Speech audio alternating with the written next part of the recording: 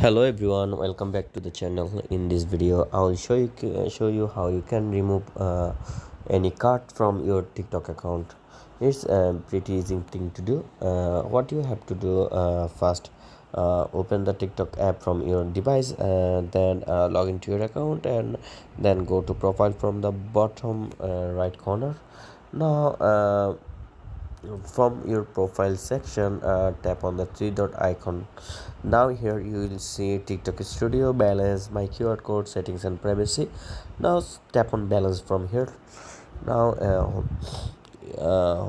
you will see your balance here.